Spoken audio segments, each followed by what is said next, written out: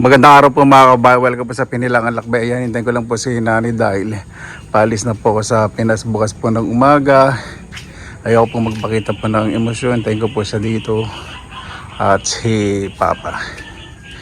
Ay, naku, napakabilis po talaga ng panahon. Naway safe po ang lahat. Sesya na po hindi po ako makapag-vlog ng maayos dahil yung mga huling linggo ko po dito sa Pilipinas, sinenjoy ko po kasama po ang pamilya. Namamasyal po kami.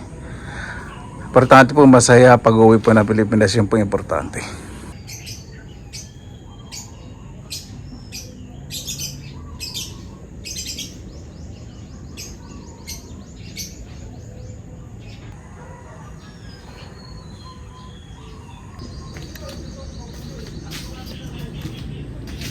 Kaya pa mga kabayan, dito po si nanay, alis ko na bukas. O nanay, paano yun? Wala nang kulay asul. Wala pa na ilalahad. Wala pang ilalahad. Wala pa. Piso-piso na lang, lalapi. Pisi-pisi na lang. Aalis na ako bukas. Ang anak na. Balis ng panahon. Nakaraan agad ang 2 buwan. Ano? Ayan pa si Papa. Alis na po ako bukas. Mayroon daw po siyang mensahe. Ano? Mabalis muna ako. Nakapwa kong mga magulang at mga anak ng kanilang ina. Sana huwag kayo magsasawa na suportahan ng aking anak na si Benson. Ang napakabait kong anak na pogi katulad ko. Hindi, wala nang itatanong pa kung paano ko naging anak si Benson. Siya ay pinagli sa artistang hindi ko malaman kung anong pangalan.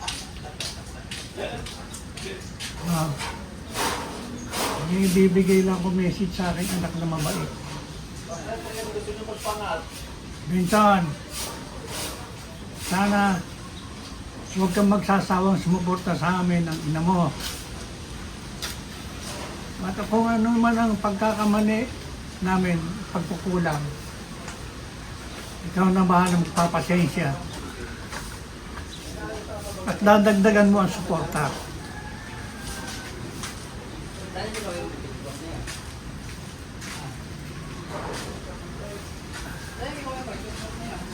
Sana sa pag-uwi mo ito ay lagi mong darasal Pag kinain mo iba, Ang pag kumain ka iyong- ng kabes, panlasa mo matamis. kalusugan. Matamis ano? Ayun na yun, pumamaya. Oo. Kumain ka naman dito. Kumain ka naman. Labis akong nagpapasalamat sa iyo ng marami na hindi ka nagsasawang sumuporta sa amin ng iyong ina. Kaya kung maaari, dagdagan mo lang yung suporta. Huwag ka magsasawa. Oo, si nanay. Ano man ang kahihinatnan ng buhay natin, sana bigyan pa tayo ng malakas na pangangatawan at laging malusog ang bulsa.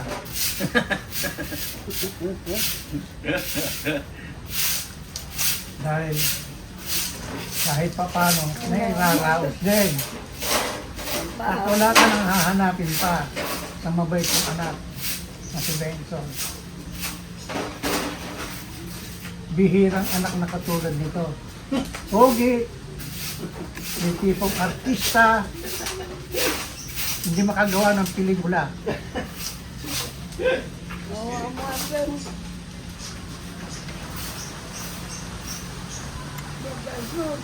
Kung ako ang direktor, gagawa ko ng pelikula yung anak ko na yan. Ang papahilan ko. Tapos mo. Ang gagawin kong pelikula ay ang anak na walang kasawa-sawa. Walang kasawa-sawang magbigay ng suporta sa magulang.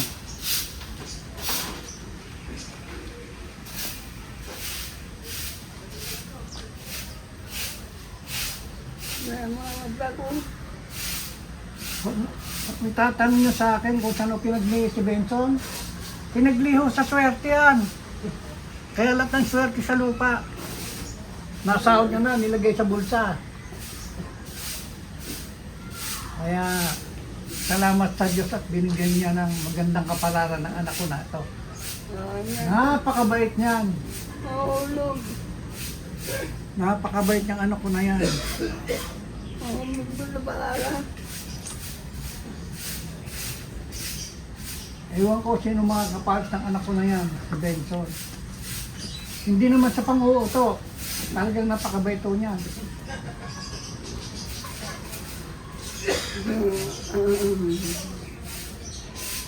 Ayan, patuloy niya, no.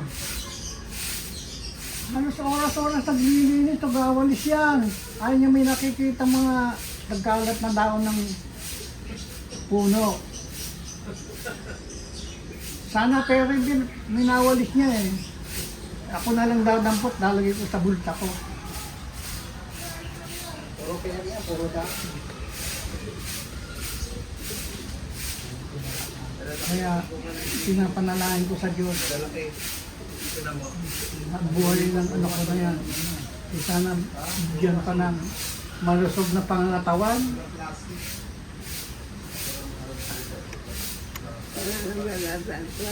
At hindi nakakalimot sa Panginoon Diyos. Hindi po nakakalimot sa inyo.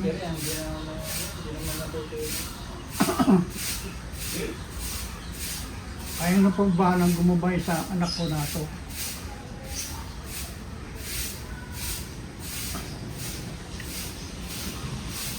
Ang kapalaran ng tao ay hindi may guguhit sa palad.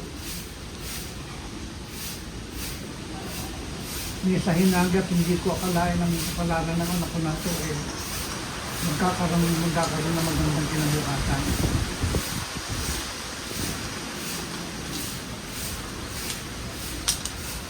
Kaya kayo po sumusuporta sa anak ko, huwag po kayo magsasawa.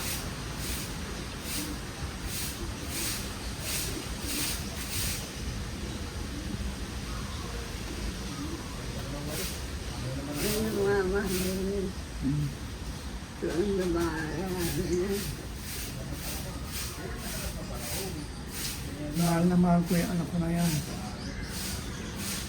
Hindi sa ano pa man.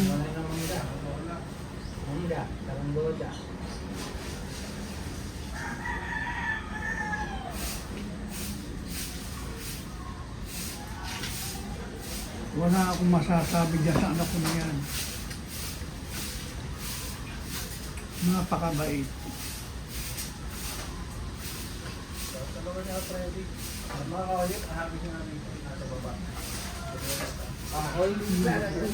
Napakabait yung anak ko na yan.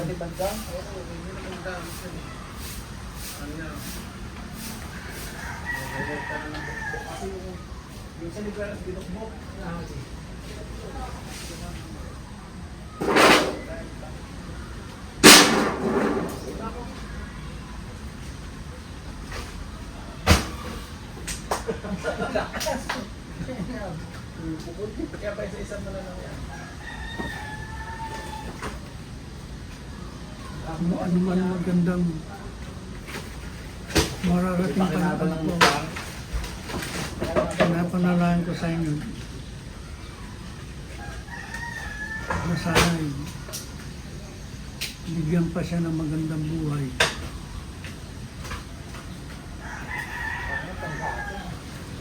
At mulit-muli ko nasasabi ito sa inyo po na ang suporta ninyo.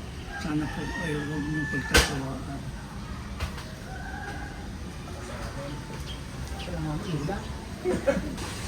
Ayan po mga kabayan, nag-emote po si Nanay sa kasi Papa. Nagkocontrol po ako ng emosyon dahil napakasakit po sa dibdib. Nakikita ko lang pong masaya ako, ayaw po silang malulungkot. Paalam na talaga Pilipinas, huling sulya po sa aking munting pinaghirapan. Basta importante po, masaya pag-uwi, puro pagmamahal na lang po at oras po sa pamilya po ang ating ilaan. Masakit po sa dibdib talaga pag umaalis po. Importante pag alis, lagi may iwan na saya at hindi po problema. Ayan po mga kabayan, nakaraos po isang araw talagang sobra pong na-touch sa mensahe po ni Papa. Mahal naman po kami lahat po ni Papa at Nanay, kami mga anak. Siyempre, pag may lalayo po anak, ganyan po yung mga emosyon po ng mga magulang. Kahit sino naman po, di ba? Ito na po yung huli kong pagwawalis. Malinis na po rito.